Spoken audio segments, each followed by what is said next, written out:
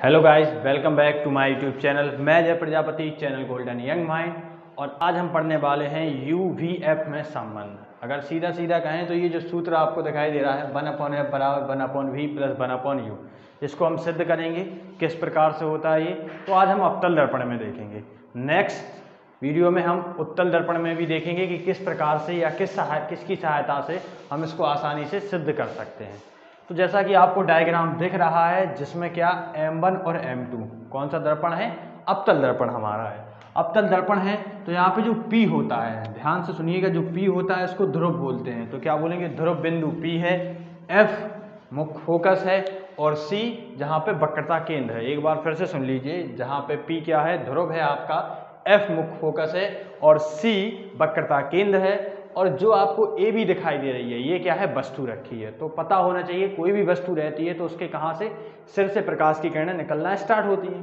तो यहाँ से इसके हेड से प्रकाश की किरणें निकलती हैं। तो पहली प्रकाश की किरण क्या कहती है, जब कोई प्रकाश किरण मुख्य अक्ष के कैसे जाती है, समांतर जाती है, तो दर्पण से टकराने के पश्चात मुख्य फोकस से होकर निकल जाती है। पहला नियम ये हो गया। दूसरा क्या होता है, जब कोई प्रकाश किरण वक्रता केंद्र से होकर जाती है तो दर्पण से टकराने के पश्चात उसी मार्ग से वापस लौट जाती है। अब जहाँ पे दो किरणें काटेंगी वहाँ पे प्रतिबिंब का निर्माण हो जाएगा, बताइए कि नहीं। देखिए, जहाँ पे भी दो किरणें आपस में परस्पर एक दूसरे को काटती हैं तो प्रतिबिंब का निर्माण होता है। जैसा कि आपको दिख रहा है ये बिंदु A' पे काट रही हैं, तो A' की सहायता से हमने B जो अपनी मुख्य अक्ष है, मुख्य अक्ष पे हमने क्या किया है, लंब डाल लिया है। तो जब इसको लंब डालेंगे तो हमारा उल्टा प्रतिबिंब बनता है। यहाँ पे ये कंडीशन है, पहले आप इन कंडीशन को पढ़ लीजिएगा फिर इसको पढ़िएगा तो बहुत अच्छे से आपको समझ में आ जाएगा। तो सबसे पहले मैं आपको एक चीज़ और बता दूं जिससे आपका फिर इसको स्टार्ट करते हैं। तो त्रिभुजों को सम करना तो आपको आता होगा, लेकिन इसमें हमें क्या करना होता है, समरूप सिद्ध करना होता है। सुनिएगा गौर से, क्या करना होता है, समरूप सिद्ध करना होता है। तो समरूप सिद्ध करने के लिए कोई भी दो चीज़ें आपको समान करनी होती हैं। या तो आप कोण बराबर कर दीजिए, दोनों कोण बराबर कर देंगे तो क्या हो जाएगी, दो त्रिभुज परस्पर क्या हो जाएंगे, समरूप हो जाएंगे। तो एक चीज़ पहले आप देख लीजिए, जब भी दो किरणें, क्या कि जब भी दो किरणें या दो रेखाएं परस्पर एक दूसरे को काटती हैं तो उनके बीच में ये जो कोण बनते हैं, आमने सामने के कोण बनते हैं, ये आमने सामने के कोण क्या होते हैं, परस्पर बराबर होते हैं। जब ये आमने सामने के कोण बराबर होते हैं तो इन कोणों को हम बोलते क्या है, शीर्षाभिमुख। गौर से सुनिएगा, इनको हम बोलते क्या है, शीर्षाभिमुख। ये आपका जस्ट इसमें यूज होने वाला है, इसलिए मैंने आपको ये बता दिया है। अगर आपको पहले से आता है तो बहुत अच्छा है, और जिनको नहीं आता है तो वो देख लीजिएगा।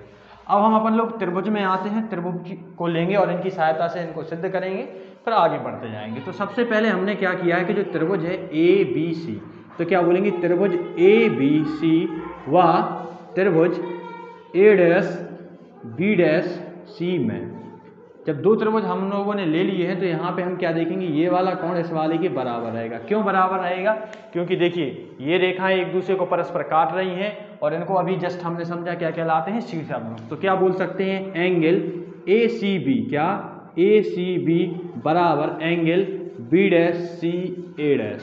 किस कारण बराबर है, इनका कारण आप लिख दीजिए, शीर्षाभिमुख। कारण क्या है, शीर्षाभिमुख। अब जब शीर्षाभिमुख के कारण बराबर हो गए तो यहाँ पे देखिए, जब कोई रेखा किसी रेखा के क्या होती है, लंबवत जाती है तो कितने डिग्री का एंगल बनाती है, 90 का। और कुछ इसी प्रकार से ये बना रहे हैं तो हम बोल सकते हैं कि एंगल ABC बराबर एंगल CB'A', जिसको हम क्या बोलते हैं, समकोण। बताइए यहाँ तक क्लियर है कि नहीं है। अब जब ये दो को, मैंने क्या बोला था, जब भी कोई दो चीजें बराबर हो जाएं तो दो त्रिभुज क्या कहलाने लगते हैं, समरूप कहलाने लगते हैं। परस्पर एक दूसरे के क्या होते हैं, समरूप।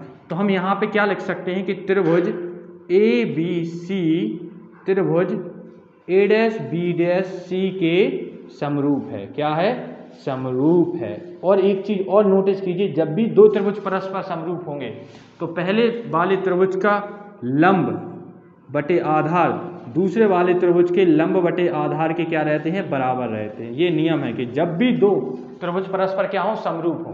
गौर से सुनिएगा, जब भी दो त्रिभुज परस्पर समरूप हो तो उनका लंब बटे आधार पहले वाले त्रिभुज का लंब बटे आधार दूसरे वाले त्रिभुज के लंब बटे आधार के बराबर रहता है। बताइए क्लियर है कि नहीं है, बताइएगा। तो यहाँ पे जब आपका क्लियर हो चुका है तो हम देखेंगे इसका लंब क्या है। तो इसका लंब क्या है, AB है और इसका आधार क्या है, BC। अब दूसरे वाले त्रिभुज का देखिए तो इसका लंब क्या है, A' B', और इसका आधार क्या है, बी डैश सी। क्लियर है। इसको इक्वेशन नंबर क्या मान लेंगे, 1 मान लेंगे। अब हम क्या कहेंगे, दूसरा त्रिभुज लेंगे। तो दूसरा त्रिभुज आपको देखा होगा मैंने यहाँ पे डॉट डॉट डॉट डॉट कर दिया है। डॉट डॉट डॉट इसलिए किया है क्योंकि हमें यहाँ पे त्रिभुज बन जाए TSF और त्रिभुज FA' B। तो गौर से सुनिएगा, यहाँ पे आपने पहला त्रिभुज लिया था और दूसरा त्रिभुज हम क्या लेंगे, त्रिभुज TSF व त्रिभुज A', B', F। वही अब करना क्या है, हमें वही फॉर्मेट अप्लाई करना है। तो होता क्या है कि जब एक ही चीज सेम दोबारा से करनी होती है तो हम उसको करते नहीं हैं, उसकी जगह क्या लिख देते हैं, इसी प्रकार। क्या लिख देते हैं, इसी प्रकार। तो आपको करना क्या है, इसके पहले थोड़ा सा एक लिख देंगे, इसी प्रकार। इसी प्रकार का मतलब ये होता है कि इसके अनुसार, जब इसके अनुसार करेंगे तो सीधा कहाँ पे आ जाएंगे, लंब बटे आधार बटे लंब बटे आधार। तो इसका लंब देखिए क्या है, TS, इसका आधार क्या है, FS, और इसका लंब क्या है, A' B', और इसका आधार क्या है, B' F। अब इक्वेशन नंबर कितना हो गया है, 2। तो अब नोटिस कीजिए, ये तो मैं इरेज कर देता हूं क्योंकि आपका समझ में आ गया होगा और यूज भी नहीं है, जो यूज था मैंने आपको बता दिया। तो देखिएगा, जब यहां तक अपना हो चुका है तो अब हम क्या करेंगे कि लिखेंगे, चूंकि गौर से देखिएगा, जब दो रेखाएं हैं परस्पर एक दूसरे के क्या है, समांतर है। दो रेखाएं परस्पर एक दूसरे के कैसे हैं, समांतर है। तो उनके बीच की दूरी बराबर रहती है कि नहीं रहती है, बताइए। समझिए, जैसे दो सड़कें, मतलब सड़क है, सड़क के एक किनारे पे आपका फ्रेंड खड़ा है, दूसरे किनारे पे आप खड़े हो, तो उनकी बीच की दूरी हमेशा बराबर रहती है कि नहीं रहती। आगे जैसे सीधी सड़क होना चाहिए, अब मोड़ जाए तब भी बराबर रहेगी, लेकिन हमें किसका बात करना है, समांतर रेखाओं की। तो हम सीधी सड़क पर जाएंगे और देखेंगे कि उनकी दूरी कैसी रहती है, सदैव बराबर रहती है। तो यही फॉर्मेट हम कहाँ, यहाँ पे अप्लाई करेंगे और लिखेंगे, चूंकि AT क्या, AT BS, क्या बोलेंगे, AT BS के समांतर है। क्या है, AT BS के समांतर है, इसलिए इनकी बीच की दूरी AB बराबर क्या हो जाएगा, TS। बताइएगा समझ में आया कि नहीं आया, कि देखो जब दो रेखाएं परस्पर क्या रहेंगी, समांतर रहेंगी, तो उनकी दूरी क्या, उनकी दूरी सदैव कैसी रहती है, बराबर रहती है। तो बराबर हमने कर ली, AB बराबर क्या कर लिया, TS। अब हम क्या करेंगे, जो TS यहाँ पे दिया है इसको रिप्लेस कर देंगे किससे, AB से। तो इसको इक्वेशन नंबर क्या मान लीजिए, 3 मान लीजिए, और यहाँ पे लिखिए AB की जगह, सॉरी TS की जगह क्या लिख देंगे, AB बटे FS बराबर A'B। देखिए गौर से देखिएगा, A'B बटे B', क्या हो जाएगा, B'। यहाँ तक आपका क्लियर है कि नहीं है। इक्वेशन नंबर हमारे कौन सी हो गई है, 4। और यहाँ पे लिख देंगे समीकरण 3 से। समीकरण 3 से आपने क्या किया है, यहाँ पे गौर से सुनिएगा, समीकरण 3 से आपने क्या किया है कि इसको, ये जो आपका दूसरा था इसकी जगह तीसरा रख दिया है। क्लियर है कि नहीं है। अब हमें क्या करना है, लंब बटे आधार कर लेना है। क्या कर लेना है, लंब बटे आधार आपका था, तो अब क्या कर लेंगे, पहले वाले का लंब दूसरे वाले लंब के बराबर। और मतलब कहने का मतलब जैसे 2x बटे 2 है, यहाँ पे y बटे x है, सॉरी y बटे 3 है, तो x बटे y की जगह 2 बटे 3 कर, मतलब इसको यहाँ बुला लेंगे, लंब को लंब के नीचे और आधार को आधार के ऊपर। समझ में आ रहा है कि नहीं आ रहा है आपके, बताइए। तो बस यहाँ पे यही करना है। तो जो आपका ये है लंब, इसको इसके नीचे बुला लीजिए, A' B', और इसको वहाँ पे, तो FS अपॉन B', F। ठीक है, आपका इक्वेशन नंबर 4 ही है। तो यहाँ पे भी कुछ ऐसा कर लीजिए आप, इसको इक्वेशन नंबर 1 मानने से पहले आप क्या करिएगा, थोड़ा सा जो इसका लंब है, इस वाले लंब को यहाँ पे ले आइए, A' B' हो जाएगा, और इसको यहाँ पे ले जाइए, तो क्या होगा, BC upon B', equation number 1। यहाँ तक क्लियर है कि नहीं है, बताइएगा। क्लियर है। अब कुछ नहीं करना है आपको, पहला समीकरण और चौथा समीकरण इनको क्या करवा देंगे, तुलना करवा देंगे। इनकी क्या करवा देंगे, तुलना करवा देंगे। या फिर आप चाहें तो एक छोटा सा भी पॉइंट है, वो मैं आपको बाद में बता दूंगा। तो यहाँ पे लिखेंगे समीकरण 1 व 4 की तुलना करने पर। क्या, समीकरण 1 व 4 की तुलना करने पर। जब समीकरण हम 1 व 4 की तुलना करेंगे तो देखिएगा होगा क्या, कि ये देखिए, ये AB अपॉन A' B' और AB अपॉन A' B'। कहने का मतलब ये है हमारा कि जैसे समझिए, एक आपका मित्र है राम, उसके पास कितने रुपए हैं, 10/9 रुपये हैं। कितने हैं? 10/9। राम और श्याम के पास, समझिए, राम और श्याम के पास जो रुपयों का अनुपात है वो कितना है? 10/9 है। और एक आपके दूसरे मित्र हैं, कौन से मित्र हैं? मान के चलो मोहन हैं और दीपक हैं, इनके पास भी पैसों का अनुपात कैसा है? 10/9 है। कितना है? 10/9। समझिएगा कि इनके पास जो पैसों का अनुपात है वो 10/9 है और इनके पास पैसों का अनुपात 10/9 है। क्या ये आपस में बराबर होंगे कि नहीं होंगे? देखिए, ये इसके बराबर है तो हम क्या बोल देंगे? RS/MD। मतलब दोनों के पास जो पैसों का अनुपात है वो कैसा है? बराबर है कि नहीं है? बताइएगा। जब बराबर है तो कुछ यही फॉर्मेट हम कहाँ पे अप्लाई कर रहे हैं? यहाँ पे कि AB/A' इसके बराबर है, AB/A' इसके बराबर है, तो ये भी आपस में क्या हो जाएंगे? बराबर हो जाएंगे। जब ये बराबर होंगे तो देखिएगा BC/BC बराबर FS/B'/F। यहाँ तक कोई प्रॉब्लम? क्लियर है? अब देखिएगा जो S पॉइंट है यहाँ पे, ये क्या है? ध्रुव के काफी निकट है। समझिए, ये क्या है? ध्रुव के काफी निकट है। समझिएगा, जैसे आप खड़े हैं, आपके बगल में चींटी आके खड़े हो जाए तो चींटी को निगलेक्ट करेंगे कि नहीं करेंगे? नगण्य मान लेंगे कि नहीं मानेंगे? तो फिर आप ही खड़े हो कि चींटी खड़ी है। ऐसा कुछ हो सकता है? नहीं हो सकता ना। तो समझिए यहाँ पे जो बिंदु P है, इसके सामने ये चींटी के बराबर दूरी के है, तो इसको नहीं मानते अपन लोग, सिर्फ ध्रुव को मानते। तो लिखेंगे चूंकि S P के काफी निकट है। S क्या है? P के काफी निकट है, इसलिए S को नगण्य मानने पर, S को क्या करेंगे? नगण्य मान्य। जब S को अपन लोग नगण्य मानेंगे तो सुनिएगा, जब S को नगण्य मान लेंगे तो S की जगह पे अब क्या करेंगे? जो FS है, FS की जगह पे किसको कंसिडर करने लगेंगे? FP को। तो FS की जगह अब हम लोग क्या रख देंगे? FP। तो अपने पास क्या प्राप्त होगा? BC/B'/C बराबर FP/B'/F। बताइए यहाँ तक क्लियर है कि नहीं है? अगर यहाँ तक समझ में आ गया तो सिर्फ लास्ट पड़ाव बचा है अब आपका, कि थोड़ा सा चीज और आपका सॉल्यूशन। तो यहाँ तक देखिएगा ना, जिन जिन का भी अच्छे से समझ में आ गया हो तो आप या तो स्क्रीनशॉट लीजिए या फिर क्या कीजिए, या फिर आप उतारना चाहे तो उतार लीजिए वीडियो पॉज करके, फिर हम आगे बढ़ते हैं। देखिए, अब हम इसको इरेज कर दें, तो जिसको इरेज कर देंगे फिर आगे की तरफ इसकी तरफ बढ़ते हैं।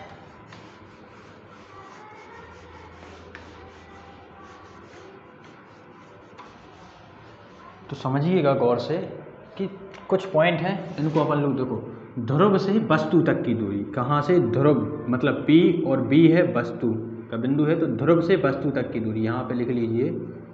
ध्रुव से वस्तु तक की दूरी, जो ध्रुव से वस्तु तक की दूरी होती है वो कहाँ, किसके द्वारा डिनोट की जाती है? U के द्वारा। किसके? -U अभी लेंगे, अभी मैं बताऊंगा ये -U लेकर क्यों रहे हैं। तो P से B तक, B गौर से सुनिएगा, P से B' तक, तो क्या बोलेंगे? ध्रुव से प्रतिबिंब तक की दूरी।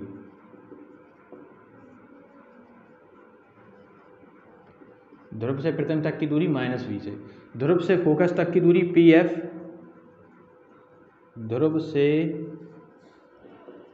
फोकस मतलब मुख्य फोकस तक की जो दूरी रहेगी उसको हम कहा से -f से। ध्रुव से वक्रता केंद्र PC।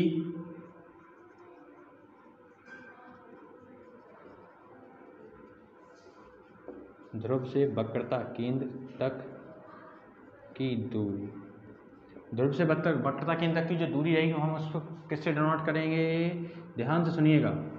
वैसे तो अगर हम डायरेक्ट बोले तो R से कर सकते हैं, यहाँ पे लिख देते हैं R, फिर मैं आपको बता दूंगा R बराबर क्या होता है? 2F। बताइए ये सब आपके क्लियर है कि नहीं है? अब जब ये क्लियर हो जाएंगे, जस्ट इसमें रखना ही है और हम फाइंड कर सकते हैं। पहले मैं आपसे ये पूछना चाहूँगा, जैसे समझिएगा, यहाँ पे कोई रेखा है और यहाँ पे बिंदु मान लीजिए P है, B है और ये C है। अगर मैं आपसे कहूँ P से C तक की दूरी 10 सेंटीमीटर है, कितना? P से C तक की दूरी 10 सेंटीमीटर है और PB की दूरी कितनी है? 3 सेंटीमीटर। कितनी है? 3 सेंटीमीटर। तो क्या आप देखिए, BC की दूरी 3 सेंटीमीटर होगी, PC की दूरी 10 सेंटीमीटर होगी, तो क्या आप PB की दूरी फाइंड कर सकते हैं? बताइए क्या करेंगे आप लोग? PC, वैसे तो आप तो सीधा रख देंगे साथ, लेकिन आया कैसे? तो PC बराबर क्या हो जाएगा? गौर से सुनिएगा, सॉरी आपको पी वी फाइंड करना है, तो पी वी बराबर क्या हो जाएगा, P C minus B C. मतलब आज आप इस पूरे में से इसको घटा देंगे तो आपको पता चल जाएगा कि इनके बीच की दूरी कितनी है। यहीं से आएगा ना, देखो पी सी की 10 है और ये 3 है, तो आपका 7 सेंटीमीटर आ जाएगा। बस यही फॉर्मेट आपको कहाँ पे लगाना है, यहाँ पे लगाना है, और आप आसानी से ज्ञात कर लेंगे। और ये जो माइनस आपने लिए है तो आपको पता होना चाहिए चतुर्थांश कुछ इस प्रकार से होता है कि नहीं होता है, और अपन लोग जब इस दर्पण को रखेंगे तो ये इस प्रकार से आएंगे। और हमें पता होना चाहिए ये कौन सी दिशा है, धनात्मक दिशा है एक्स अक्ष की, और ये कौन सी दिशा है, ऋणात्मक दिशा। तो यहाँ पे हम जितने भी पॉइंट लेंगे वो किस में आते हैं, ऋण में आते हैं कि नहीं आते। इसी कारण ये सारे पॉइंट कहाँ हैं, इस अक्ष पे हैं कि नहीं है, तो इस कारण हमने इन सबको कैसे लिया है, माइनस में लिया। और कोई कॉन्सेप्ट है नहीं, बस यही है जो आपको समझाना था। बताइए ये भी क्लियर हो गया कि नहीं हो गया। अब आपको बस इसमें वैल्यू रखनी, तो देखिए बी सी हम लोगों को फाइंड करना है, लेकिन हमें किन किन की वैल्यू पता है, देखिए पी बी की वैल्यू पता है और पी सी की वैल्यू पता है। तो हम लोग क्या करेंगे, जो बी सी रहेगा, बी सी की जगह अपन लोग क्या लिख सकते हैं, पी बी माइनस के पी सी। और यहाँ पे जो बी डैश सी है, बी डैश सी मतलब यहाँ से यहाँ तक की दूरी तो नहीं पता, लेकिन पी बी और पी बी डैश, देखिए पी बी और पी बी डैश की दूरी पता है, तो पी सी कीजिए P C minus P B dash, तो यहाँ की दूरी पता चल जाएगी। अब है एफ पी, तो एफ पी की वैल्यू तो आपको वैसे ही दी गई है माइनस एफ, तो एफ पी की जगह एफ पी लिख दीजिए। और B dash F, B dash F मतलब इतना, तो आप क्या करेंगे, पी बी डैश माइनस के पी बी डैश माइनस के पी एफ। यहाँ तक क्लियर है क्या नहीं है। अब बस इनकी वैल्यू रख दीजिए, पी बी की वैल्यू कितना हो जाएगा, माइनस वी, पी सी की वैल्यू कितनी हो जाएगी, माइनस, देखिए माइनस ऑलरेडी लगा है, माइनस आर लिख सकते हैं, लेकिन आर नहीं, हमारे सूत्र में क्या एफ है, तो हम क्या लिख देंगे 2f, और काहे का 2f, माइनस का 2f। पीसी की वैल्यू देखिए, पीसी कितना है, माइनस के 2f, माइनस लगा पी बी डैश कितना है, माइनस के v। बताइए क्लियर है कि नहीं है। अब एफ पी, तो जो एफ पी होता है, एफ देखिए एफ पी या पी एफ कितनी है, माइनस के एफ, पी बी डैश की वैल्यू माइनस के v, और माइनस का चिन्ह लगाएंगे, पी एफ की वैल्यू कितनी है, माइनस का एफ। यहाँ तक क्लियर है कि नहीं है, बताइए। अब जब आपका क्लियर है तो आपको कुछ नहीं, क्रॉस मल्टीप्लाई करवाना है और आपका सूत्र 1 मिनट में सिद्ध हो जाएगा। तो देखिए माइनस के u और प्लस के 2f, क्योंकि देखिए यहाँ पे माइनस माइनस क्या हो जाएगा, प्लस, माइनस का v और प्लस के f बराबर, इसका इसमें मल्टीप्लाई करवाइए, तो माइनस का f का मल्टीप्लाई आपको किस में करवाना है, माइनस के 2f और माइनस माइनस प्लस का v। अब मल्टीप्लाई करवाइए और काट लेंगे तो हो जाएगा। देखिए इसका इसमें करेंगे तो minus minus plus u v, इसका इसमें करेंगे तो प्लस का u f, इसका इसमें करेंगे तो माइनस का 2f v, और इसका इसमें करेंगे तो प्लस के 2f स्क्वायर। ये क्लियर है कि नहीं है। अब बस इसका इसमें कर दीजिए तो क्या हो जाएगा, प्लस के 2f स्क्वायर और माइनस के f v, तो 2f स्क्वायर से 2f स्क्वायर कैंसिल हो जाएगा, और जो माइनस के 2f v उसको उस साइड भेज दीजिए, u v प्लस के uf बराबर 2f v माइनस के f v, माइनस के f v थे तो रख दिए। अब देखिए u v प्लस के uf बराबर, दो में से एक f v जाएगा तो कितना बचेगा, f v बचेगा कि नहीं बचेगा, तो बस यहाँ पे क्या लिख लेंगे, f v। अब आपको करना है दोनों पक्षों में u v f का भाग, क्या करना है, दोनों पक्षों में u v f का भाग, तो कर दीजिए और यहाँ पे लिख लीजिएगा कि दोनों पक्षों में u v f का भाग करें, तो u v f माइनस का चिन्ह हो गया था ये। अब हमें क्या करना है, ये इतना हो गया कि नहीं हो गया, तो इसको इससे करेंगे तो u v से u v कट जाएगा, बचेगा क्या, 1/f माइनस के u f से u f कट जाएगा, क्या बचेगा, 1/v बराबर, और f v से अगर f v चले जाएंगे तो क्या बचेंगे, 1/u। तो देखिएगा कुछ ऐसा हो जाएगा, 1/f बराबर 1/v प्लस के 1/u, माइनस के चिन्ह को उस साइड देगा। तो सुनिएगा, आपको क्या किया, आपने यहाँ पे मल्टीप्लाई किया माइनस का तो प्लस के हो गए, माइनस माइनस हो जाते को माइनस प्लस क्या होगा, माइनस के uf हो गया और माइनस के 2f भी हो गया। अब प्लस प्लस हो जाएगा तो 2f स्क्वायर, जब इस प्रकार कर लेंगे तो इसका करेंगे तो प्लस का हो जाएगा और माइनस के f भी, इस प्रकार काट दिए हम लोगों ने। और देखिए u भी रहने दिया, uf माइनस के 2f भी को उस साइड भेज दिए तो प्लस के 2f भी हो गया, और ये माइनस का f भी ऑलरेडी यहाँ पे था, तो यहाँ से इसको काटे, f भी बचे ये और ये। फिर हमने क्या किया, दोनों पक्षों में u v f का भाग किया, जब u v f का भाग किया तो देखिए u v से u v तो क्या बचेगा, 1/f, और u f से u f कट गया तो 1/v, और f v से f v चला गया अपना तो क्या बचेगा, 1/u। कुछ इस प्रकार लिखा और उसको वहाँ पे ले गए, तो हमारा सिद्ध हो गया 1/f बराबर 1/v प्लस 1/u, और हमें यही क्या करना था, सिद्ध करना था। तो अगर आपको वीडियो अच्छी लगी है तो लाइक कीजिए, कमेंट कीजिए और अपने फ्रेंड के साथ जरूर और जरूर शेयर कीजिए।